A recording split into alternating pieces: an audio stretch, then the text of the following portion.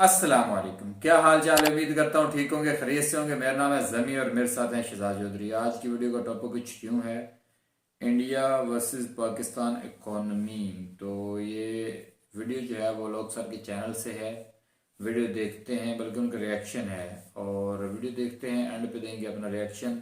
अगर आप हमारे चैनल पर नए हैं तो चैनल को लाइक करें, शेयर करें, सब्सक्राइब करें और बेल का आइकन दबाना मत भूलिए। तो इसी के साथ आज मैं एक और बात ऐड कर दूं कि हम जो है वो क्लास में वीडियो बनाते हैं, और उसको लेके अभी थोड़ा सा माइंड जो है वो सेट नहीं हो पा रहा। एक बात तो ये है कि अगर परमिशन लें तो ऑफिशियल मैक वगैरह का इंतज़ाम कर सकते हैं, कोई मसला नहीं है, करके तो फिर हम वीडियो कर सकते हैं। दूसरी बात ये कि कुछ मसला मसाइल जो है वो ना हो, उसका भी कुछ सोल्यूशन मतलब पक्का परमानेंट रखते हैं, क्योंकि ये होना चाहिए। और साथ में तीसरी बात ये कि आपसे पूछना चाहेंगे कि एक डेली का या वीक में एक लेक्चर जो है स्कूल में वो होना चाहिए या नहीं होना चाहिए, या क्या सीन है। क्योंकि यहाँ पे रह के मतलब रात में जब हम ये वीडियो बनाते हैं, रिएक्शन बनाते हैं, तब टाइम और होता है, सीन और होता है। जब क्लास में हम पढ़ा रहे होते हैं उस वक्त जो है वो टाइम और होता है, सीन बातें कुछ और होती हैं बच्चों के साथ, जब बातों वहाँ पे बातें हो रही होती हैं, तो वो सारा कुछ ना। अब यहाँ पे एक और बात ये भी है कि अक्सर बच्चे जो है वो, सर आपको पता है कि यूट्यूब देखते कम ही है, हमारी बातें सुनते हैं और सुनने के बाद ठीक है, फिर जाकर उनको जो है वो कुछ ना कुछ पता चलता है और वो अमल करते हैं। लेकिन आजकल जो है हम एक दो वीडियो बनाई है, उसमें हमें कुछ ना क्या कहते हैं, क्वेश्चन बच्चे कर रहे थे, लेकिन वो दिखाया इसलिए नहीं कि अभी तक उनका स्टार्ट है, तो एक बार थोड़ा वीडियोस देख लें या थोड़ा जान लें। उसके बाद जो है वो अपना जो भी उनके मन में सवाल हुए या जो भी उनके दिल में हुआ कि यार ये बात ऐसे है, तो फिर उसके हिसाब से जो है ना हम उनके जो क्वेश्चन है वो उनके आंसर भी वीडियोस की मद में और इस तरह करेंगे। क्योंकि जब तक वो क्या कहते हैं अभी नए नए हैं, उनको ना आगे का पता है ना पीछे का पता है, तो इसलिए ना कुछ आड़े मेड़े टेढ़े सवाल जो आजकल सोशल मीडिया पे कुछ ना कुछ हरकत कर रहे होते हैं, सुनी सुनी बातें, तो वो कर देते हैं।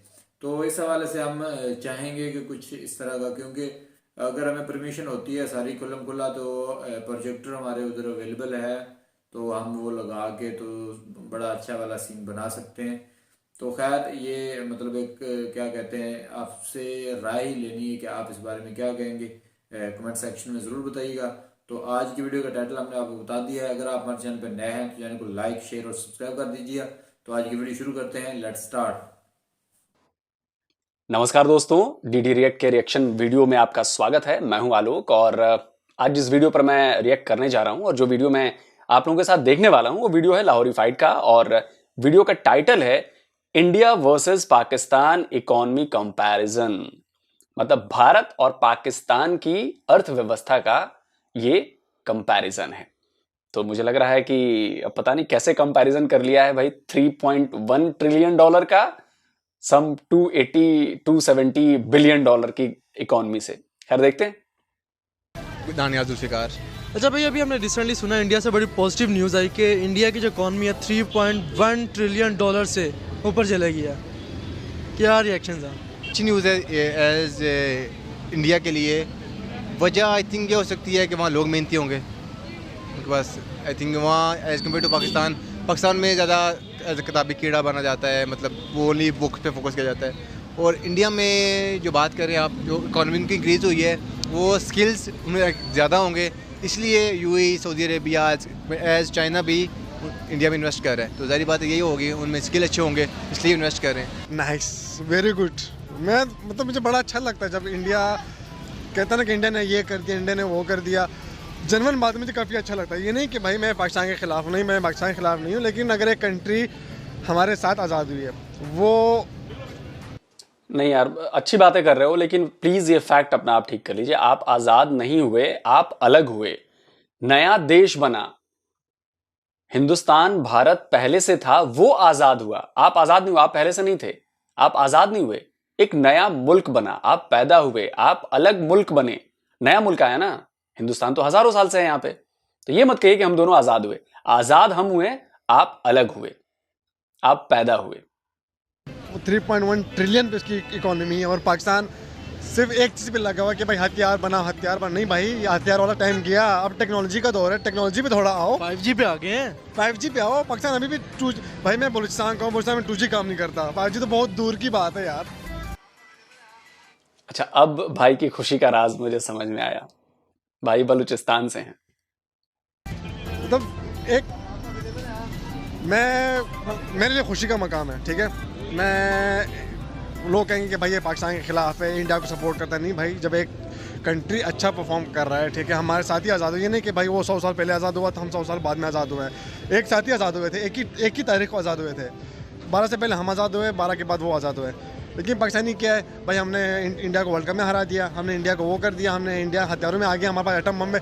भाई अच्छी बात है, एटम बम है, लेकिन 5G का दौर है भाई, टेक्नोलॉजी वॉर है, टेक्नोलॉजी का वॉर करो। अब क्या भाई, अभी बंदूकों की यार एक तो वहाँ पे जो है ना, मैंने ये चीज़ सुनी हुई है कि since I am working in the computer industry already, तो मैंने ये देखा है कि कंप्यूटर इंडस्ट्री उनकी बहुत ज़्यादा टॉप पे है। आप गूगल का जो है वो CEO भी देख लें तो वो भी इंडियन है, ठीक है, ट्विटर का भी है, सारे मतलब ऑलमोस्ट जो सोशल मीडिया के कैंपेन्स वगैरह भी चला रहे होते हैं ज़्यादा टॉप पे हैं, वो भी इंडियंस ही हैं। तो उनकी टेक्नोलॉजी एडवांसमेंट भी बहुत ज़्यादा है पाकिस्तान के निस्बत, तो may be this might be the reason वहाँ पे पॉवर्टी है, लेकिन they would overcome over it. Sir एक तो जब हम पॉलिसी मेकिंग कर रहे थे, हम उनकी पॉलिसीज़ देखते हैं कि एक टूरिज़्म को उन्होंने बहुत अच्छी तरह अपनी ना मूवीज़ वगैरह में डाला है। उसके अलावा other than that agriculture policies उनकी बहुत अच्छी हैं। पाकिस्तान का अगले दिन इटली के साथ कोई बना हुआ था चावलों के ऊपर, और पाकिस्तान 6 नंबर पे और वो पहले नंबर पे। अगर ऐसी उनको ग्रोथ होती रही, चीज़ें मिलती रही, तो दे विल ग्रो ट्रिलियन क्या पता नहीं कितने डॉलर्स में जाके उनकी इकॉनमी जाके ग्रो कर रही होगी। तो साथ में हमने एक और चीज़ भी सुनी को जो आई है, वो कह रहा है कि अगर 2030 तक इंडिया इस तरह ही चलता रहता है तो एशिया की सेकंड सुपर पावर बन जाएगा। क्या रिएक्शन है कि चाइना पहले इतनी बड़ी सुपर पावर यहाँ पे मौजूद है, उसके बाद इंडिया भी उनके साथ कंपेयर करना जा रहा है। नहीं, अगर वो इंडिया के लोग मेहनती हैं तो इनको फिर क्यों नहीं बनना चाहिए पावर। मतलब उनका राइट है, वो इतनी मेहनत कर रहे हैं, मतलब उनके पास स्किल है ऐसा, तो फिर ज़रूरी बाजारी बात है बनना चाहिए। मेहनती हैं, क्योंकि देखिए अगर हम बड़ी बड़ी मल्टीनेशनल कंपनीज की बात करते हैं, लाइक गूगल, ट्विटर, फेसबुक, उनके CEOs कौन है? इंडियंस हैं। जी बिल्कुल, मतलब उनमें ना स्किल एबिलिटी है, वो एज कम्पेयर टू स्टडी कम और स्किल्स में मतलब ज़्यादा ना खुद को मतलब ना उन्होंने एबिलिटी रखी हुई है, स्किल उनकी ज़्यादा मैटर करती है।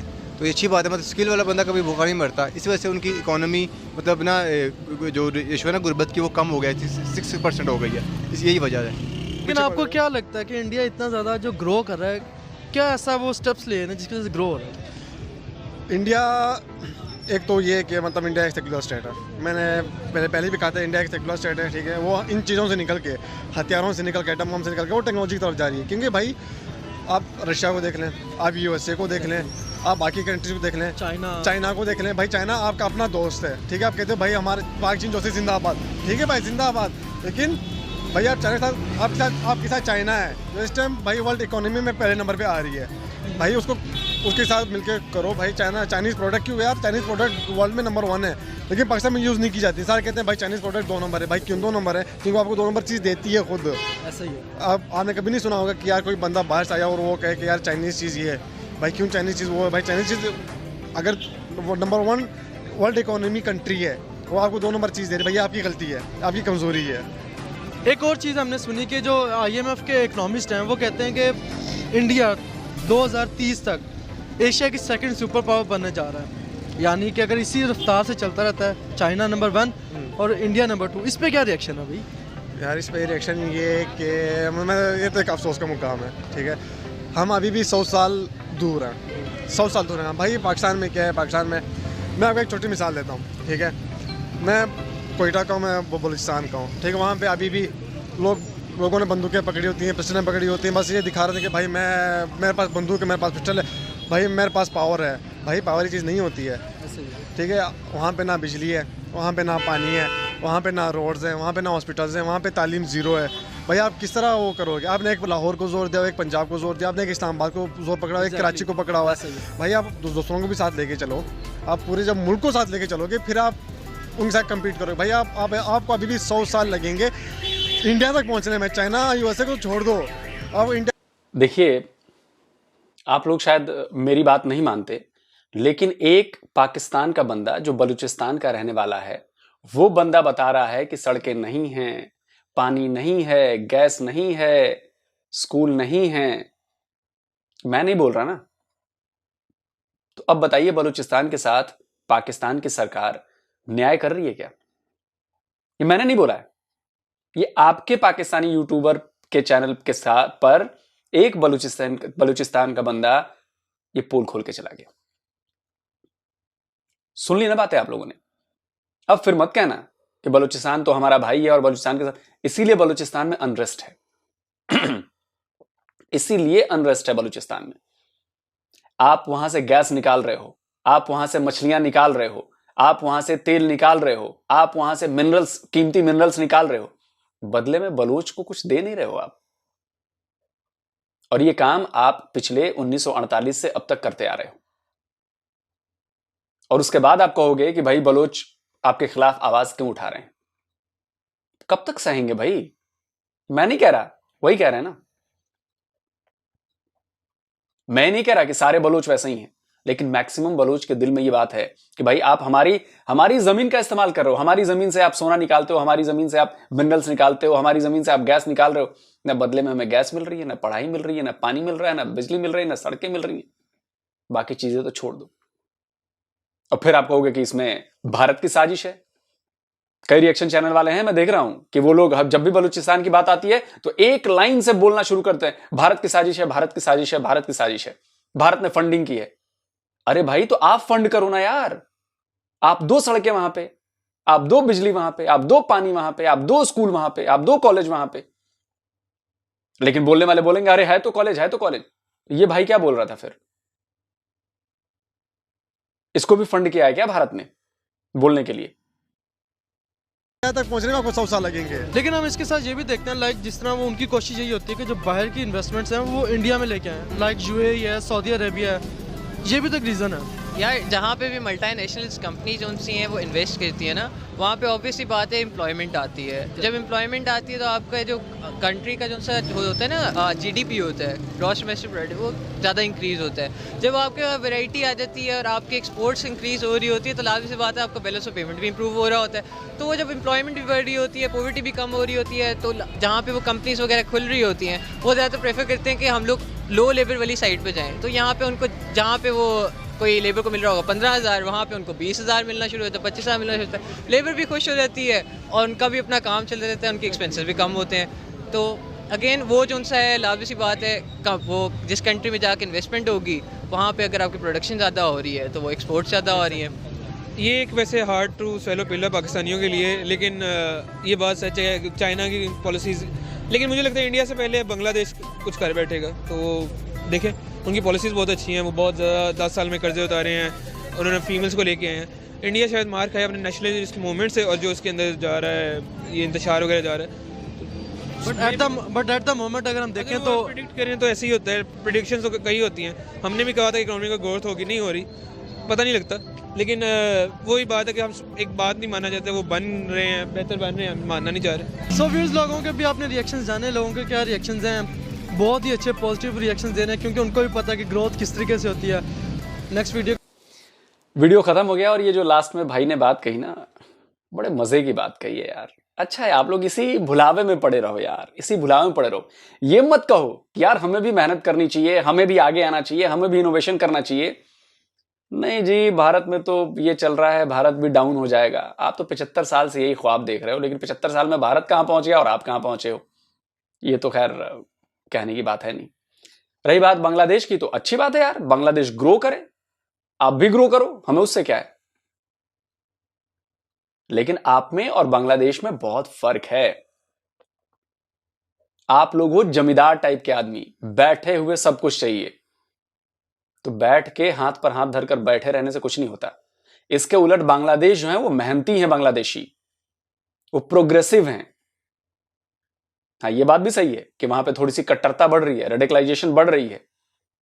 अब वो तो बांग्लादेशी ज्यादा बेहतर समझेंगे भाई, वो तो ज्यादा बेहतर वही समझते हैं कि भाई उनके लिए रेडिकलाइजेशन ज्यादा फायदेमंद है या फिर प्रोग्रेसिव अप्रोच रखना ज्यादा फायदेमंद है। ये तो बांग्लादेश को सोचना है, देश उनका है, लोग उनके हैं, इकोनॉमी उनकी अच्छी होनी है। बाकी तो खैर ऐसे ही संबंध अगर रेडिकलाइजेशन की वजह से संबंध अगर दूसरे देशों से बांग्लादेश के बिगड़ते रहे, अगर बिगड़ते रहे, तो नुकसान बांग्लादेश को होगा यार। वो बांग्लादेश को सोचना है, उससे ना भारत को फर्क पड़ता है ना पाकिस्तान को फर्क पड़ता है।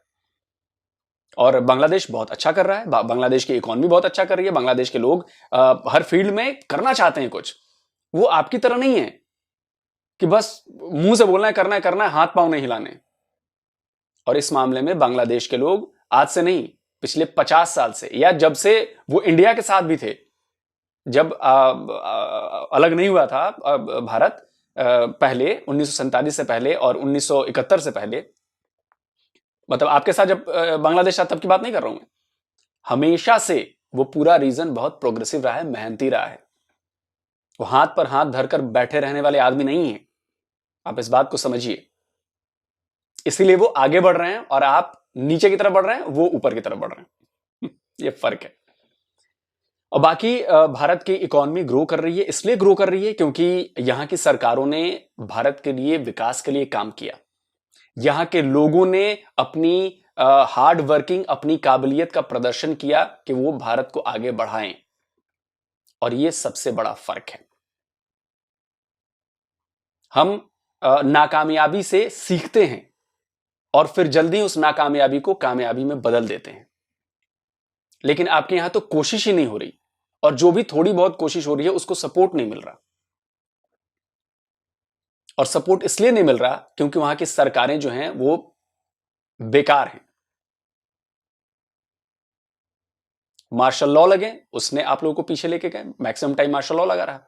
जो सरकारें बनती भी हैं वो उसको सरकार कह रहा हूं, उनको नाचना पड़ता है सेना के इशारों पर। तो जब तक सेना के हाथ से कंट्रोल नहीं निकलेगा, सिविल गवर्नमेंट के पास नहीं आएगा, आप लोग नहीं ग्रो कर सकते। सेना सिर्फ अपना देखती है कि हमारी जेब भरी रहे, हमारे पास नई नई चीजें आती रहे, हमारी सारी सुविधाएं मिलती रही, जनता गई भाड़ में। वो तो सीधा होता है, सिविलियन नॉन सिविलियन। तो आप इस बात को समझिए। तो जल्दी हाजिर होता हूं एक और नए वीडियो के साथ। नमस्कार, जय हिंद। हाँ जी, तो वीडियो जो है वो ख़त्म हो चुकी है और मज़े मज़े के जो है वो आज जवाब थे, और क्या ही बात है। तो यहाँ पे ये बात ज़रूर हम शेयर करना चाहेंगे कि भाई फ़ायदा जो आज तक लिया गया कहीं से भी, ये चाहे जहाँ पे भी, अब ज़मीन का जो टुकड़ा होता है ना भाई मेरे, उस पे जिसकी वो बोलते हैं कि जिसकी लाठी उसकी भैंस, ठीक है। तो जो जिसके पास, जिसके हाथ में आ गया भाई, वो उसको छोड़ने वाला नहीं होता। इसी तरह जो धरती होती है, जो ज़मीन का टुकड़ा होता है, उससे सबको प्यार होता है, इक्वल, मतलब उसका वो फीलिंग होती है ज़मीन को लेके। लेकिन अब यहाँ पे बात आती है कि जी हकूक नहीं दिए गए तो हक नहीं दिए गए। तो हक तो भाई आप यकीन करें, आप आके लाहौर देख लें। लाहौर जिसको इतना डेवलप हर वीडियो में आपको दिखाया गया है, हर वीडियो में आपने देखा होगा कि लाहौर इतना अमीर है, इतना अमीर है। भाई लाहौर ना तो हमारी सिटी है, ना हम मतलब लाहौर जाना चाहेंगे, ना लाहौर रहना ही पसंद करेंगे। हम तो भाई विलेज रह ही नहीं सकते, हम रह ही नहीं सकते, सीधी सी बात है, ठीक है। हम तो भाई सीधी सी बात ये है कि विलेज के हैं, यहीं पे रहेंगे। क्यों भाई सिटी क्यों जाएं? गंदम खरीद के परचेज करके खानी पड़ेगी, चावल परचेज करके खाने पड़ेंगे, क्या पड़ी है भाई। चलो थोड़ी थोड़ी जमीन है, उसपे बीज देते हैं, साथ में कुछ थोड़ा बहुत मेहनत कर लेते हैं, साल के लिए जमा कर लेते हैं, साल की जमा हो जाती है घर की, फिर अचार के साथ खा लेते हैं। बिल्कुल ऐसे ही है। तो गंदम का आटा बन जाता है, 1 महीने का रोटी बन जाती है, सालन ना भी पका वो अचार जिंदाबाद, शक्कर इस बार तो हमने जो है वो गुड़ और शक्कर जो है वो भी इंतजाम कर लिया खुद से, क्योंकि सोचा कि चीनी जो है वो बहुत महंगी हो जाएगी। तो इसका, और रह गई बात भाई घी की, तो घी का सीन ये है कि अभी वो क्या कहते हैं, बस नहीं चल रहा। अगर कुछ इस तरह का चलता अपने खुद से, तो जो घी है वो भी हम खुद ट्राई करते, क्योंकि भैंस जो है वो बड़ी महंगी हो गई है। भैंस महंगी हो गई है, और साथ भैंस का जब दूध दोते हैं तो भैंस खुद कह देती है कि मेरे दूध को आपने मक्खन नहीं बनाना, घी नहीं बनाना, बल्कि मेरे दूध को आपने दूधी को देना है बेच के, और फिर उससे लेनी है मेरे लिए खाल, बिल्कुल चोकर, वंडा। जमी भाई की भैंस है एक, वो तो कह रही थी कि मेरे लिए ना वो दूसरे वाला वंडा लेके आना जिसमें स्वीट होती है, मिठाई, लड्डू, पेड़े, बर्फियां होती है, वो वाला वंडा लेके आना। अब भैंसे बोल तो बोल के वो कहती बोल हैं बोल हमें के कुछ कहती हैं, खिलाएं और तब फिर हम दूध लें। हाँ, फिर दूध लें। तो भाई ये लाइफ है कॉमन जो है ना। आप यहाँ पे कहोगे कि भाई गवर्नमेंट ने कुछ नहीं दिया, तो मेरा मानना ये है कि तकरीबन तकरीबन क्या कहते हैं कि जब से पाकिस्तान बना है, अब यहाँ पे बात होती है आज़ाद हुए और आज़ाद की, तो भाई पैदा होने की, तो भाई ये एक लंबी चौड़ी बहस बन जाएगी, इस पे अब नहीं जाते। बन गया जो है ना, लास्ट टाइम भाई बता रहे थे कि भाई आप नाम नहीं लेते आज़ादी में, आपके कौन हीरो थे, आपको पता नहीं है, ये वो वगैरह वगैरह, इस तरह की बातें सारे के सारे जो है वो हमने मेहनत की। तो भाई जब सब पे गोरे राज करते थे ना, तो भाई हर जगह पे कहीं ना कहीं पे ना कुछ ना कुछ चल रहा था। कोई भी हाथ पे हाथ धर के नहीं बैठा हुआ था। मुसलमान और सारे जितने भी इस रिलीजन में सॉरी क्या कहते हैं रीजन में रहने वाले हैं, वो सारे के सारे आज़ादी के लिए जूझ रहे थे, काम कर रहे थे, वर्क हो रहा था। तो फिर जाके जो है ना ये सीन क्रिएट हुआ, और फिर जाके जो है वो दो अलग अलग रियासतें जो है वो वजूद में आई, 2 से भी 3 हो गई, बांग्लादेश बन गया। तो ये चीज़ है। उसके बाद जो बात हुई बलूचिस्तान वाली कि बलूचिस्तान अलग, तो भाई बंदूक से तो आप आप कह लो ना कि आप बंदूक से ले लेंगे, तो भाई मैं कहता हूं कि आज वो वक्त गया, वो ज़माना गया कि आप जो है वो मार पीट के इस तरह के हक लें और ये वो वगैरह वगैरह। तो ये चीज़ें जो है ना ये मतलब नहीं होनी चाहिए थी जो आज हो रही हैं। उसकी रीज़न ये है कि 70 साल पहले से अगर हमने इस चीज़ को मद्देनजर रखा होता, उसकी रीज़न वाकई ये आपकी बात मुंह में है। ये रीज़न है कि अगर गवर्नमेंट ने पहले ही कहते हैं कि जब जिस्म का कोई हिस्सा बीमार होता है ना, या फिर जख्म आ जाता है, तो उसको काटने से पहले एक बार उसका पहले इलाज करना चाहिए। बिल्कुल ऐसे ही है। तो ये इलाज नहीं किया। बलूचिस्तान हमारे जिस्म का हिस्सा है और वो दुखा हुआ है, उस पर जख्म आ चुके हैं, उसका इलाज किए बगैर हम अगर उसे काटने की सोचें या बोलें कि इसको जख्म को ऐसी बातों से सही कर देंगे, मरहम लगा देंगे, तो ऐसा कुछ नहीं होने वाला। कुछ तो मेडिसिन उसे देंगे ना। अब वो मेडिसिन गैस की सूरत में हो, सड़कों की सूरत में हो, स्कूलों कॉलेजेस की सूरत में हो, किसी भी तरह से वो हो सकती है। तो ये यही करना बात चाहिए है ना कि सरकार अब से जो है वो शुरू करेंगे तो कुछ ना कुछ हो जाएगा। बाकी हमारी गवर्नमेंट हमारे लिए बहुत कुछ किया है भाई। हम तो क्या कहते हैं कि लास्ट टाइम वीडियो देखी तो हम तो पैदा ही भाई वजीर आज़म हाउस में हुए थे, हम तो यहाँ पे पैदा ही नहीं हुए थे। बलोच भाई जितने भी हैं भाई सुन लो ये बात हमारी कि हम तो भाई जब पैदा हुए थे तो सोने के चमचे साथ में आए थे हमारे, और हमने वो क्या कहते हैं कि हीरे जो हैं, हीरे जवाहरात जो हैं, लाल जो होते हैं, उनसे तो हमने वो गोलियां खेली हैं, बैंटे खेले हैं भैया। तो ये चीज़ है।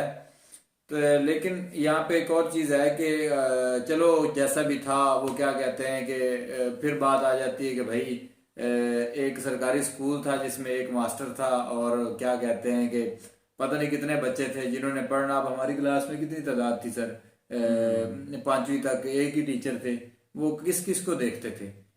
यकीन करें कि कैसे कैसे हालात देख के पढ़े, कोई 5 7 10 पढ़ गए, बाकियों में से मतलब कह लो कि कोई किस मेहनत पे लग गया, कोई किस मजदूरी पे लग गया। तो भाई इस तरह के स्कूल तो हर जगह पे तकरीबन दे दिए गए हैं, कोई ऐसा एरिया छोड़ा नहीं है। जिस तरह के स्कूलों में हम पढ़े हैं उस तरह के स्कूल तो आपको पूरे पाकिस्तान में हर जगह पे मिलेंगे, ये मेरी गारंटी है।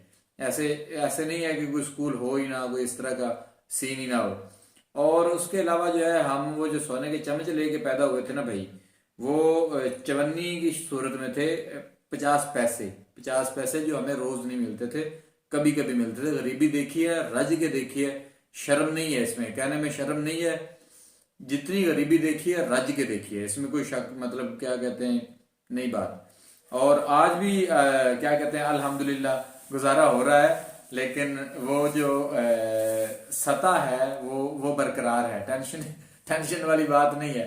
लेकिन ये अलग बात है कि आज वक्त आ गया है कि हम अपने खुद से वो क्या कहते हैं कि जब पर निकल आते हैं उड़ने के लिए, बंदा उड़ान तैयार हो जाता है, तो फिर जो है वो वक्त जो है वो बदलता है जब बंदा अपने पाँव पे खड़ा होता है। जिंदगी का एक खास वक्त होता है जो पर निकलने से पहले मेहनत की जरूरत होती है, क्योंकि जब बंदे के पर निकलते हैं तब तक उसकी परवाज में बहुत ज़्यादा फर्क आ चुका होता है। वो उस बुलंदियों तक नहीं उड़ पाता जिन तक उसने उड़ना होता है। ऐसे ही है। बचपन में कुछ इस तरह की चीज़ें होती हैं जो आपको, आपके पर आपका पैसा और आपके पर आपके वालदेन का पैसा और उनकी खुशियाँ और उनकी वेल्थ होता है। जब बच्चों को बचपन में ही गुर्बत का सामना करना पड़ता है तो आप सोच सकते हैं कि उनकी परवाज वाले जो पर हैं वो काटे जा चुके हैं। अब जिस उम्र में उन्होंने उड़ना होता है, फिर उस उम्र में वो खुद मेहनत करके अपने जिस्म पर उगाते हैं। फिर जब तक वो पर उगते हैं तब तक उनकी उम्रें ढल जाती हैं और वो परवान को नहीं चढ़ते। तो इसी के साथ अगर हम ये कहें कि सहमे हुए रहते हैं, शरारत नहीं करते, गुर्बत ने मेरे बच्चों को तमीज़ सिखा दी। तो गुर्बत एक ऐसी चीज़ है कि अगर कोई गरीब का बच्चा किसी को झुक कर मिल रहा है तो लोग उसे कहते हैं कि ये कर भी क्या सकता है, ये मजबूर है, ये इसकी मजबूरी है, इसने ऐसे ही करना है। और अगर आज यहाँ अमीर का बच्चा किसी को झुककर सलाम करता है तो लोग उसे कहते हैं ये बड़ा आजिज़ी वाला है, ये बड़ा रिस्पेक्टिव है, इसमें बड़ी टॉलरेंस है इसमें, और बहुत ज़्यादा ये बच्चा मेहनती है, बड़ा वेल एजुकेटेड है, इसे बड़ी तमीज़ है। और अगर कोई गरीब झुक जाता है तो लोग उसका मजाक उड़ाते हैं और कहते हैं कि ये इसकी मजबूरी है। ऐसे ही। तो भाई ये चीज़ जो है वो क्या कहते हैं, जो तवाज़न है ना वो हमेशा ऐसे ही जो नेचर है वो भाई बरकरार रहती है। आप इसको बातों से करके या जैसे भी करके चेंज नहीं कर सकते। मेहनत जो है वो ज़रूर रंग लेके आती है, टाइम आता है, हर जो है वो वक्त बदलता है। अब हम जो है जो सीन हमने देखे हैं कि अगर हम शेयर करें तो यकीन माने कि आप यकीन नहीं करेंगे कि पंजाब के रहने वाले लोगों के हालात ऐसे हैं। तो हम पंजाब के लोगों ने तो नहीं हथियार उठाए और ये कर दिया वो कर दिया, तो ये बात ना किया करें कि सोर्स चुराए और पंजाब वालों खा गए और ये कर गए वो कर गए। भाई आम पब्लिक जो होती है ना, आम पब्लिक वो किसी का क्या खाती है, कुछ नहीं खाती। जिन्होंने खाना होता है वो अपने बच्चों को लेके, सारा खानदान लेके निकल लेते हैं और एट द एंड जो रिजल्ट निकलता है वो ऐसे ही है। अब यहाँ पे ये बात वीडियो थोड़ी लंबी हो जाएगी लेकिन हम करना चाहेंगे क्योंकि वीडियो के रिलेटेड है। तो इकॉनमी और जीडीपी को लेके गवर्नमेंट जो आज स्टेप लेगी वो आने वाले क्या कहते हैं 20-30 सालों में उसका रिजल्ट नजर आएगा। लेकिन अगर हम ऐसे ही चलते रहे कि इधर से कर्जा ले लिया, उधर को किसी को दुगना करके दे दिया, बल्कि वो सूद की मद में उतार दिए, या फिर जो है कभी सोचते हैं जी ये बिजनेस कर लिया। वज़ीर आज़म साहब लास्ट टाइम वीडियो देखी कि जो है प्राइम मिनिस्टर हाउस उसको रेंट पे दे के गुजारा कर लें। तो भाई ये मैं तो समझता हूँ कि इस तरह की फुकरियाँ मारने का वो फ़ायदा नहीं होता, वक्ती फ़ायदे होते हैं। सबसे पहले तो जो भाई हैं, जैसे आपने बात की कि जो ज़ख्म दुखे हुए हैं उनका इलाज तो ये है कि ये मत वो समझें कि वो बंदूक से ठीक कर लेंगे। बंदूक से कुछ आज के दौर में बंदूक से कुछ ठीक होने वाला नहीं है, ये भूल निकाल दें दिमाग से। आज के दौर में अगर कुछ ठीक होगा तो भाई बातचीत करके और चीज़ों को सुलझा के, बल्कि ऐसे नहीं किया जाता कि आप डॉक्टर के पास जाते हैं, आप कहते हैं मेरे यहाँ तकलीफ है, ख़त्म कर दो वरना मैं आपको शूट कर दूंगा। उससे आप ये कह रहे हैं कि ख़त्म कर दो, अगर ख़त्म नहीं होती तो मैं फिर आपको शूट कर दूंगा। किसी कौम के एक बंदे को कत्ल करना ऐसे है जैसे उस पूरी कौम का कत्ल कर दिया होता। आजकल ऐसा ही कुछ चल रहा है कि बलूचिस्तान अपने तकाजे लेकर पंजाब और गवर्नमेंट पाकिस्तान के सामने ऐसे खड़ी है। बलूचिस्तान पूरे के पूरे अपने तकाजे लेकर खड़ा है और जैसे ही बलूचिस्तान के वो तकाजे पूरे उन्हें नज़र नहीं आते, वो कहते हैं कि अब ये कुछ नहीं होने वाला। वो हथियार उठाकर बेगुनाह लोगों को मारते हैं। उनका क्या गुनाह है जिनको आप कत्ल कर देते हैं? इससे टेररिज्म फैल रहा है, इससे लोगों धमाके में कर देते हैं, सीन हो जाता इससे है, तो लोगों में एक तरह का नफरत, आम जनता आ में जाती नफरत है। पैदा होती है। अभी रोड पे जा रहे हैं जो उनका सीन हो गया तो भाई वो तो यही समझेगा ना कि भाई क्या हो गया। साथ ही रही बात हक खाने की, तो अभी बोला गया कि 1948 से हक खाए जा रहे हैं। तो भाई आज तक हमारे घरों में गैस वाला चूल्हा नहीं है। अगर कोई किसी घर में है तो वो सिलेंडर है जिससे वो महंगे वाली टैक्सों से भरी हुई गैस को भरवाते हैं, फिल करवाते हैं सिलेंडर को, और इतना पैसा देकर, फिर वो मेहनत का हो, मजदूरी का हो, हराम का हो, हलाल का हो, जैसा भी करके, खून पसीने का हो, वो जाती पैसा है लोगों का।